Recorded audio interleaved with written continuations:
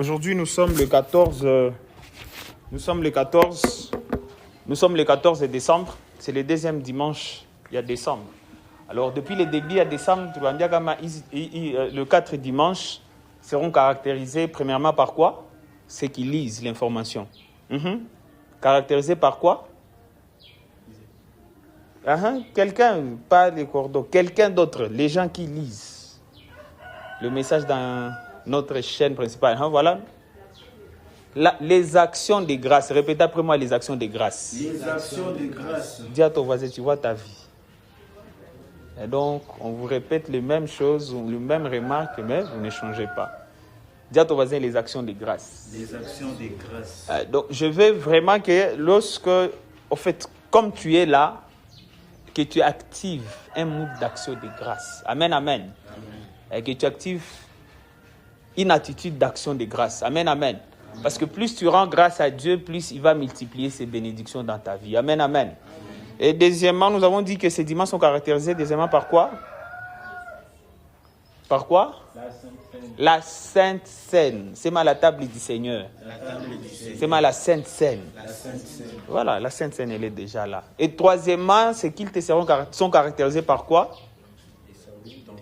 Les services d'onction d'huile. C'est mal les services d'onction d'huile. Et le Seigneur nous fera énormément du bien. Amen, amen. Alléluia. Ouais. Ce mois de décembre, c'est un mois... Je sens le monde des ténèbres s'élever, enragé contre les enfants de Dieu. Amen, amen. Mais une chose qui est sûre et certaine, c'est que nous allons vaincre. Nous avons déjà vaincu cette bataille. Et nous allons vaincre cette bataille au nom de Jésus-Christ de Nazareth. Nous allons vaincre ce combat au nom de Jésus-Christ de Nazareth. Salut ton voisin, dis-le, tu es gagnant. Mwambie na sauti ya kuregea. Mwambie tu es gagnant. Kisha umurudie mbele, tu dois maintenant combattre sérieusement. Ouais, tu dois prendre, sérieusement, tu dois prendre ta vie très au sérieux. Tu dois être responsable de ta vie. Amen, amen. Amen. Alléluia. Amen. Voilà, vous pouvez vous asseoir dans la présence de Dieu. Voilà, alors ça fait depuis les dimanches passés, comme nous sommes dans ce qu'on appelle généralement off-month ici à Greatness, ce sont les mois charnières entre des saisons. Et ici à Greatness, nous fonctionnons en termes de saison. Donc il y a la première saison de janvier jusqu'à mars, deuxième saison de mai jusqu'en juillet et la troisième saison de septembre à novembre. Alors tous les mois charnières, décembre, avril, août, ce sont des mois que nous appelons des off-month. Et généralement, nous ne faisons pas des séries pendant ces mois, mais nous apportons des messages selon une pensée que Dieu nous donne concernant cette saison particulière. Amen, amen. Et voilà, pour cette fin d'année, le Seigneur nous a mis à cœur de parler. Les dimanches parlés, on a parlé sur quoi? Quoi? À haute voix. L'enfer existe. Taïki? Toi aussi, tu as été piqué. Tu ne publies plus. Tu ne sais plus ce qui se passe. Qu'est-ce qui ne va pas?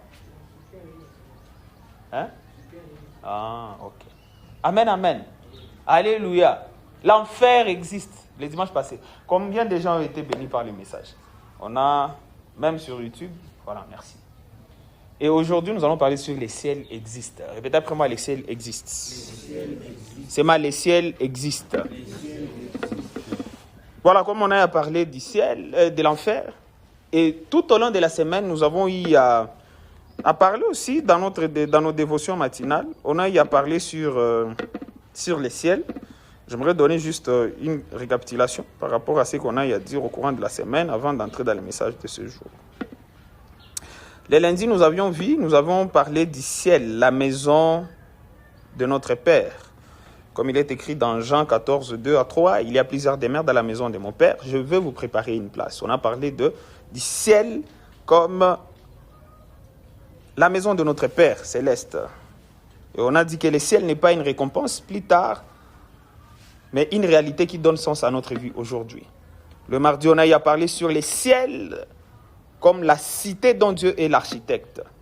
Nous sommes basés sur Hébreux 11, 10, là où la Bible dit « Abraham attendait la cité qui a des solides fondements, celle dont Dieu est l'architecte et le constructeur. » Et on a eu à dire que tu n'es pas construit pour ce monde, tu es construit pour la cité de Dieu. Amen, amen. Le mercredi, on a eu à parler sur le ciel comme un royaume inébranlable.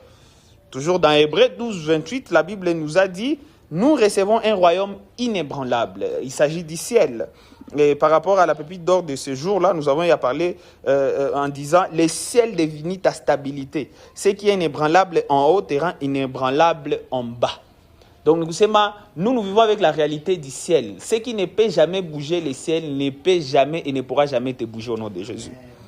Le jeudi, nous avons eu à parler du ciel comme notre héritage incorruptible. Et le passage principal, c'était 1 Pierre 1, 4, 1 Pierre chapitre 1, verset 4, là où l'apôtre Pierre est en train de dire que nous avons reçu un héritage incorruptible, sans suivre, qui ne peut se flétrir, réservé dans les cieux. Amen, amen. Voilà. Le vendredi, nous avons parlé sur les ciels comme le lieu de joie et de consolation. Apocalypse 21, 4. Là où la Bible, je pense on le verra encore aujourd'hui, là où la Bible dit qu'il essuiera toute larme de leurs yeux. Il n'y aura plus ni mort, ni deuil, ni cri, ni douleur. Au ciel. Donc, toutes les plaies que nous avons, les douleurs, les peines auxquelles nous faisons face, ces choses au ciel n'existeront pas. Car le ciel n'est pas seulement un lieu parfait, mais c'est la perfection de l'amour de Dieu manifesté éternellement. Amen, amen. Et hier samedi, on a vu le ciel comme la présence de Dieu sans voile. Parce que dans l'ancienne alliance, il y avait une voile, il y avait toujours une voile. On ne pouvait pas voir Dieu. Parce que dans l'ancienne alliance, avant la mort de Jésus-Christ, tu ne pouvais pas voir Jésus et vivre. Tu ne pouvais pas voir Dieu et vivre. Amen, amen. Voilà. Alors, les ciels, on verra la face de Dieu. On verra la face de Dieu. On verra la face de Dieu. C'était ça le message. C'est toujours disponible dans les chaînes, dans la chaîne de l'Église et dans tous les groupes de l'Église. Et aujourd'hui, le matin, on a eu à parler sur les ciels, notre couronne et notre récompense. Nous avons fait allusion à ce que Paul avait dit à Timothée, dans 2 Timothée, chapitre 4, verset 8, là où il a eu à dire « La couronne de justice m'est réservée ». Et au fait, il était conscient qu'il y avait une couronne qui lui était réservée. Amen, amen. Alléluia. Et nous recevons le ciel comme une couronne et une récompense. Et justement, au ciel, il y aura des récompenses, il y aura des couronnes qui seront données aux gens qui seront fidèles ici sur la terre. Et ma prière, que tu fasses parmi les gens qui recevront des très belles couronnes au nom de Jésus-Christ de Nazareth. Pendant que j'étais en train de prier, le Seigneur était en train de me souffler justement ce passage là où Jésus lui-même était en train de dire « Ceux qui sont fidèles dans les petites choses les seront dans les grandes choses. » Amen, amen. Alléluia. Donc si toi tu décides aujourd'hui d'être fidèle dans les petites choses, tu les seras dans les grandes choses. Je te le dis chaque jour. Tu ne veux pas être fidèle, tu ne le seras jamais. Tu ne veux pas être fidèle dans les petites choses, il te sera difficile d'être fidèle dans les grandes choses. Mais la bonne nouvelle que j'ai pour vous, c'est que nous sommes condamnés à vivre dans la grandeur. Alors imagine-toi, tu ne veux pas être fidèle dans les petites choses. Toi, tu penses que tu les seras dans les grandes choses. C'est à ce moment-là où la grandeur, au lieu d'être une bénédiction pour toi, risque d'être une malédiction pour toi. Et j'ai pris que l'Éternel t'en préserve au nom de Jésus. Dis à ton voisin, tu dois être fidèle dans les petites choses. Alléluia. Dis à ton voisin, tu dois être fidèle dans les petites choses. Voilà. Et pourquoi parler du ciel? Parce qu'aujourd'hui, nous sommes en train de parler du ciel existe. Le dimanche passé, je vous ai dit, c'est très choquant de voir comment Jésus a beaucoup plus parlé sur l'enfer que sur le ciel lorsqu'il était sur la terre. Et même dans la Bible, il y a trop peu de passages où on parle sur le ciel que sur l'enfer. Voilà, ça vous pouvez voir dans le message du dimanche passé. Mais néanmoins, il a quand même mis à parler sur le ciel. Et j'ai 4 points que je vais donner, mais avant que je puisse donner, j'aimerais juste, tout comme je l'ai dit concernant l'enfer, j'aimerais juste nous dire aussi concernant le ciel, c'est que ce n'est pas un mythe. Ce ne sont pas des fables. Non, c'est une vérité qui est glorieuse. C'est que le ciel existe certainement. Et aujourd'hui, nous vivons dans un monde qui est rempli d'incertitudes. Nous sommes dans un monde où, là, tu peux être rassuré par rapport à ton avenir, tu peux être rassuré par rapport au pardon de tes péchés, tu peux être rassuré par rapport à ta position d'enfant de Dieu. Mais quelques secondes juste après ton départ de ces lieux, tu auras comme un peu... Tu vas te confronter aux choses qui vont perturber ta vie et qui peuvent rendre ta vie incertaine, qui peuvent rendre ton opinion, qui peuvent rendre ta position en tant qu'enfant de Dieu incertaine. Et c'est ça la vie. Mais la réalité et la vérité biblique est que, et lorsque je suis en train de parler de ces points-là, je suis en train de passer sur le point où, voilà, tu peux sortir si tu tombes sur des gens qui te disent que le ciel n'existe pas. Ce sont juste des aventures. Vos pasteurs, là, ils sont en train de chercher votre argent, donc ils sont en train de vous mentir. Mais ce matin, mon objectif, l'objectif même de ces messages, c'est de vous rassurer que le ciel existe. Dis à ton voisin, le ciel existe. Amen, amen. Le ciel existe. Et ce n'est pas un mythe, ce n'est même pas un rêve, c'est une promesse de Dieu. Dieu l'a promis. Et justement, Jésus a parlé du ciel. Dans son passage, de son passage ici sur la terre, il a parlé sur le ciel. Mais aussi, lorsque Jésus parle du ciel, il parle du ciel pour nous donner l'espérance, le courage et la motivation de persévérer. Il parle du ciel pour nous donner de l'espérance, le courage et la motivation de persévérer. Parce que la vie est faite des réalités. La vie, elle est brutale, j'ai l'habitude, j'ai l'habitude vraiment de marteler sur ces points-là. Parce que lorsque tu affrontes la vie avec une mentalité de légèreté, frère, la vie va te broyer, même si tu es chrétien, même si tu es rempli du Saint-Esprit. Mais lorsque tu es conscient que la vie, elle est brutale, bien aimé, tu vas te préparer en conséquence. Je vous ai toujours dit, lorsque tu vas dans une salle d'examen et tu vas faire un examen d'un cours, et tu juges un petit cours, généralement, les gens tombent comme pas possible. Le cours que vous négligez, vous méprisez, vous minimisez, le cours comme les SM et tout, généralement, beaucoup de gens échouent aux examens de ce genre de cours, des petits cours comme ça. Pourquoi? Parce que vous prétendez connaître. Jusqu'à ce que vous arrivez dans la salle et vous remarquez que c'est compliqué. Mais j'ai prié que Dieu vous fasse grâce. Vous, dans cette vie, vous n'allez pas tomber au nom de Jésus-Christ de Nazareth. Ce n'est pas pour vous faire peur, mais c'est tout simplement pour vous faire comprendre que vous ne devez pas affronter la vie avec beaucoup de légèreté. Voilà pourquoi tu ne dois pas mener ta vie comme une personne là, tu dois mener ta vie comme quelqu'un qui concerne la responsabilité au nom de Jésus-Christ de Nazareth. Alléluia. Voilà, je pense que les gens de la grande nation vont remarquer que je suis en train de beaucoup plus marteler dans les français, mais je suis en train de les faire parce que je sens dans mon esprit les choses sont en train de changer. Alléluia. Ouais, je les sens et je me prépare déjà par rapport à ça. Ouais, il y a des gens qui sont en Haïti qui vont suivre ces messages. Il y a des gens qui sont en Côte d'Ivoire. Ils ne connaissent pas les Swahili. Alléluia. Alléluia. Voilà. Alors, nous devons affronter la vie tout en étant conscient qu'elle est brutale. Et lorsque tu affrontes la vie de cette façon-là, tu ne vas pas prendre la vie à la légère. Alléluia. Alléluia. Et parlant, justement, tellement la vie, elle est faite des réalités et tout, c'est la raison pour laquelle Jésus a parlé sur les ciels. C'est justement pour nous donner de l'espérance. Parce que, en même temps, pendant que tu es en train de combattre, pendant que tu es en train de te battre, pendant que tu es hustling, il te dit, c'est même le premier point que j'ai à partager avec vous ce matin. Je veux aussi que ces messages soient trop courts comme le dimanche passé. C'est que premièrement, les ciels existent parce que Jésus l'a promis. Répétez après moi, les ciels existent parce que Jésus-Christ l'a promis. Nous parlons du ciel tout simplement parce que lui aussi en parle. S'il n'avait pas parlé du ciel, crois-moi. Donc moi-même là, ce matin, je ne pouvais pas vous parler sur les ciels. Ça, nous pouvons lire dans Jean chapitre 14, verset 2. Dans Jean chapitre 14, verset 2, par rapport à tout ce qu'il a à dire dans ce passage-là, il y a une phrase très très intéressante qu'il a dit à ses disciples. Il a dit, je veux vous préparer une place. Je veux vous préparer une place. Il est parti nous préparer quoi? Où? Au ciel. Alléluia. Alléluia. Il ne promet pas ce qui n'existe pas. Le ciel est un lieu réel préparé pour tous ceux qui mettent leur confiance en lui. Alléluia.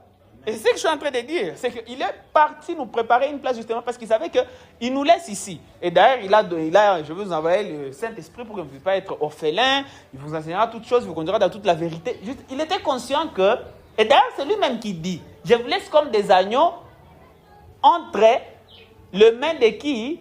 Des loups. Vous êtes comme des agneaux parmi les loups. Alléluia. Et il savait que, nous devons nous accrocher à lui. Nous devons marcher avec le Saint-Esprit pour nous en sortir bien-aimés. Alléluia. Alors, lorsqu'il part du ciel, c'est justement pour nous donner de l'expérience, pour nous encourager et pour nous donner la force. En fait, pour nous encourager à persévérer. Tu dois persévérer. Je vais mélanger les messages de ce matin. Dieu m'a dit à ton voisin, tu dois être fidèle dans les petites choses. Tu sais, mon père, il a l'habitude de me dire ceci. Lorsqu'ils étaient encore trop jeunes, lui, il avait remarqué, son constat aujourd'hui, il a remarqué avec vraiment beaucoup de recul que la plupart des bien-aimés dans la même période, qui ne prenaient pas très au sérieux les choses de Dieu, ils ont mal fini. Beaucoup sont encore des chrétiens, mais d'étiquettes, des noms. Mon père, il me le dit toujours. Il me dit, il a remarqué la plupart des gens, lorsqu'ils étaient encore jeunes, ça va nous dire que nous jeunes. Ou soit mais désordre. Leur vie ressemble à ce qu'ils faisaient avant. Les gens qui ne prenaient pas les choses au sérieux lorsqu'ils étaient jeunes. Mon père, ça c'est lui. Et je commence à lui donner raison. Les gens qui ne veulent pas prendre les choses de Dieu avec beaucoup de sérieux, ils ne veulent pas respecter Dieu lorsqu'ils sont jeunes. En fait, ils sont en train de se mettre tout simplement sur une direction. Résultat est bien connu. Voilà pourquoi ma prière ce matin, j'ai prié que Dieu nous aide. Il y a quoi va tout veiller. Ou qu'on a certitude que tu es en train d'aller au ciel sans fournir beaucoup d'efforts. Sur base de la façon dont on agit, comporter avec le Seigneur. Amen, amen. Parce que le ciel existe. Et le ciel existe justement, ça existe tout simplement pourquoi? Parce que Jésus nous a dit qu'il est parti nous préparer une place. J'ai prié que Dieu nous aide à être très sérieux au nom de Jésus-Christ. Amen, amen. Amen. Alléluia. Nous parlons aussi du ciel, pourquoi? Parce que le ciel est un lieu de joie et de paix parfaite. Le ciel est un lieu de joie et de paix parfaite.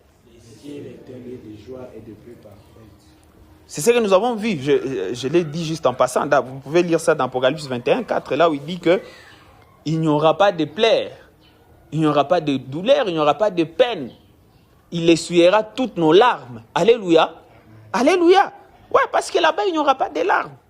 Il n'y aura pas de souffrance. Il n'y aura pas de mort. Comme on a eu à parler ici de l'enfer comme la mort éternelle, bien aimé, le ciel c'est la vie éternelle.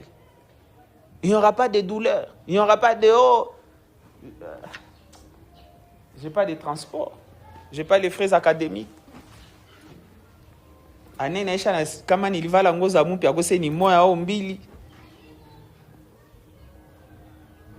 n'y aura pas de gourmet. Il n'y aura pas de gourmet. Il n'y aura pas de faux témoignages. Vous savez, il y a des gens qui sont experts dans des faux témoignages. Pour s'aimer à bon. Donc, aussi, il n'y aura pas ces histoires-là. Vous savez, il y a des gens qui sont jaloux. Qui, en fait, vu qu'on a sens de la jalousie. Il y a un frère qui va te bien pémeniaki. Aussi, il n'y aura pas ces choses-là. Alléluia. Alléluia. Et ma prière est que Dieu nous aide, que Dieu nous fasse grâce à ne pas rater le ciel au nom de Jésus-Christ.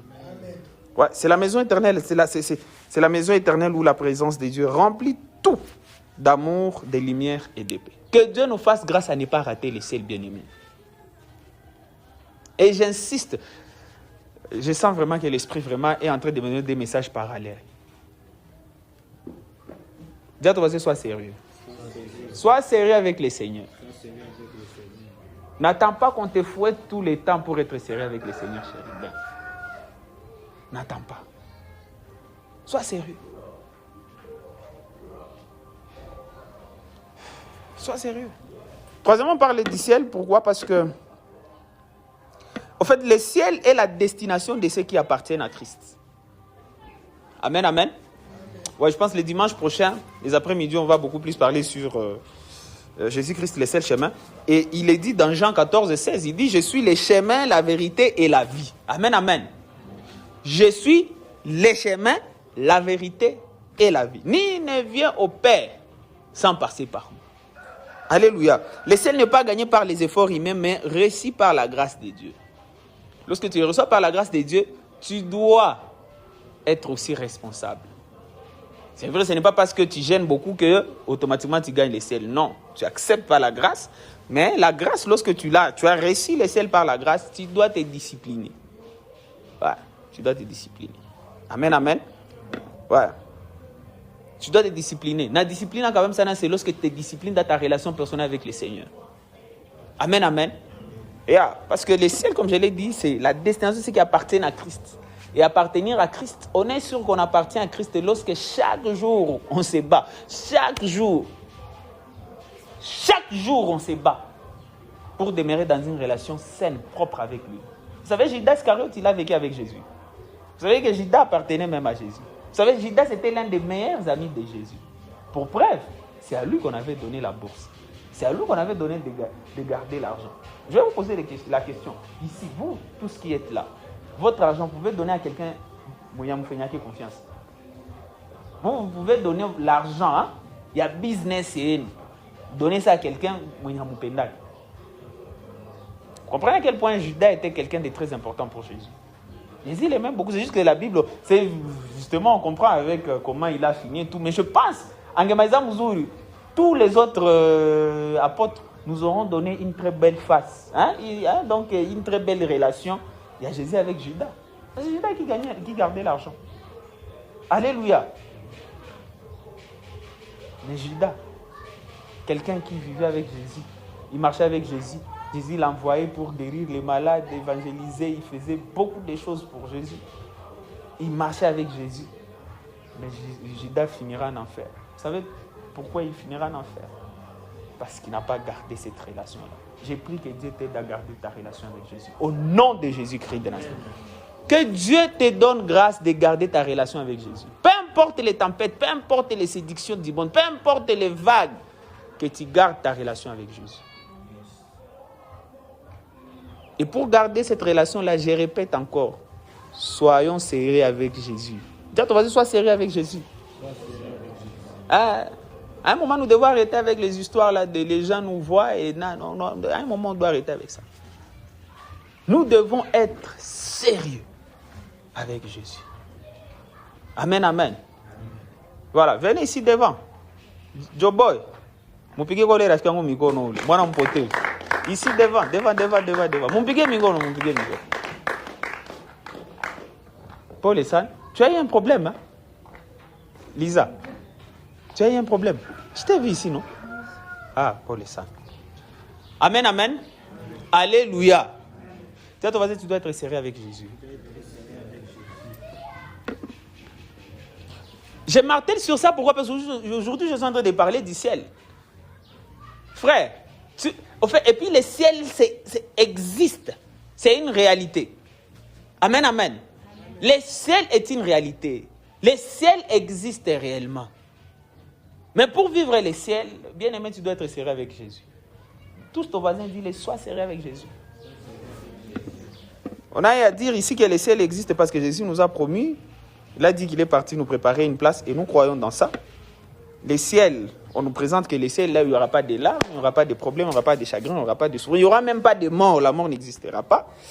Et troisièmement, on est en train de parler, c'est la destination de ceux qui appartiennent à Christ. Et c'est là où je suis en train de dire que, au fait, déjà sur base de ça, tu dois vivre avec, au fait, pour la volonté de Dieu, c'est que, en fait, nous puissions amener le ciel ici sur la terre. Avant même que nous puissions mourir, nous devons déjà commencer à faire en sorte que notre environnement, il peut contaminer Amen, amen. Alléluia. Voilà pourquoi tu dois appartenir à Christ tous les jours. Tu dois appartenir à Christ tous les jours. Tu ne dois pas être comme Judas. Judas, à un moment, il appartenait à Jésus, mais à un moment... Amen, amen.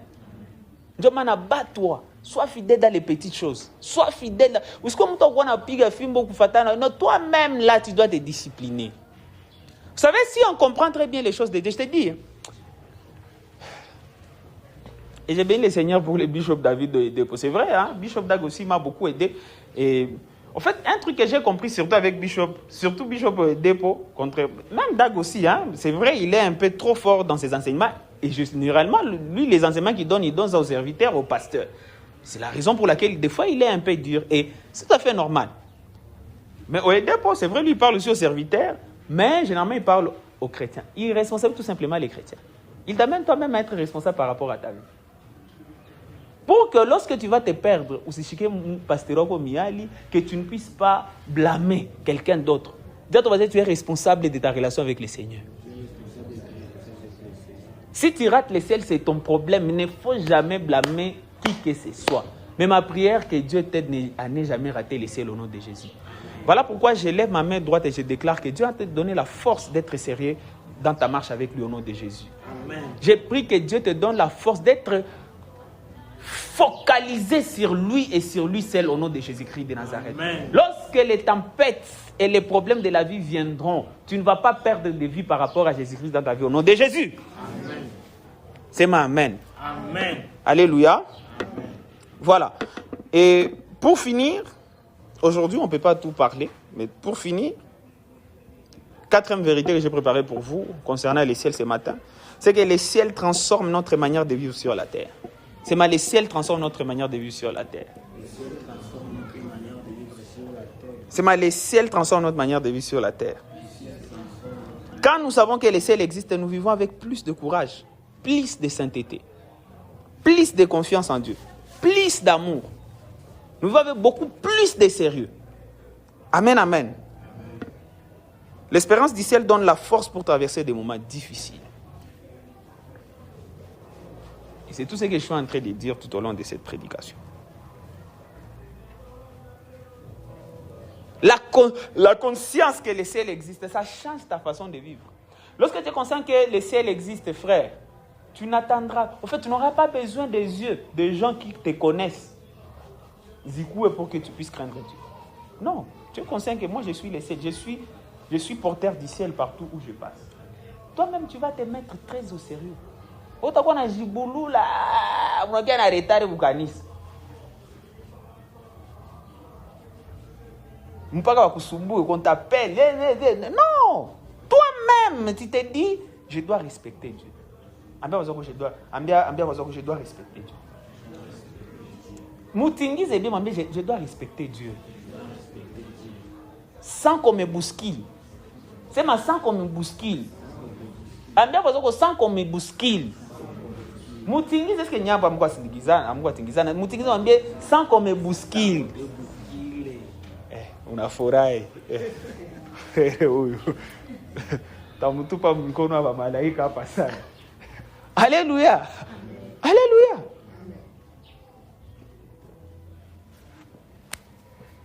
Lorsqu'on est conscient que le ciel existe, frère, tu vas mener ta vie de manière ordonnée. Tu vas mener ta vie de manière ordonnée. Toi-même. Tu vas vivre avec beaucoup de sainteté. Parce qu'il y a d'autres personnes, tu n'as tout, pas toi, tu as tout guissé. Hein? Le frontière, chaque fois, c'est 24, presque 24, 13, presque 24, 13, 24. Mais pas tout guissé. On a tchaoui. Si tu n'as pas tout, tu n'as pas dans les îles là. Yes! Si tu as who are you? Que cela ne t'arrive pas au nom de Jésus. Mais lorsque tu es conscient que toi, en fait, tu es conscient de l'existence du ciel, frère, Thaïlande, hein? Pays de prostitution, tu vas garder ton identité d'enfant de Dieu. Même si on te prénomme t'amener à Kabalagala. Vous savez Kabalagala? Ah oui, Shafika Kampala. Tu connais Kabalagala, non? Tu connais les histoires de Kabalagala là-bas, non? Moi, j'ai vécu là-bas. À partir de 21h, les femmes sont sur... Toi, tu as été aussi à Kampala. Voilà. À partir de 21h, les femmes sont sur les routes. Tu passes comme ça, on a l'air qu'on a fait un You come. Hey. Oh. You come. You come. Non, quand j'ai pitié, parce que là, les gens, voilà, ils marchent 24 et 24. 21 heures, on a tembe, you come. On a bébé, mais on a kubulula. Frère. Dis à ton voisin, sois conscient de l'existence du ciel. Et ça va t'épargner de beaucoup de drames. Amen, amen. Dis à ton voisin, le ciel existe. On ne le dit pas pour vous faire peur, on vous partage ces choses tout simplement pour vous encourager. On partage ces choses justement pour vous rendre de plus en plus responsable par rapport à votre vie. On vous partage ces choses pour que vous ne puissiez pas perdre. Dans les dévotions, on a eu à parler des récompenses. On a eu à parler des couronnes. Pour que vous ne puissiez pas perdre votre couronne. Et que même si tu entres au ciel, ou c'est pas tes couronnes, que tu puisses gagner des grandes couronnes. Dis à ton voisin, tu es appelé à avoir des grandes couronnes. Et pour avoir des grandes couronnes bien aimées, tu dois vaincre qui la siku. Tu dois vaincre ta chair, tu dois vaincre les désirs de la chair, tu dois vaincre les diables, tu dois vaincre les démons, tu dois vaincre ma hewa, ma principauté, tu dois vaincre ces choses-là. Et j'ai pris ce matin que Dieu te donne cette grâce-là au nom de Jésus. Amen. Voilà, que Dieu bénisse sa parole.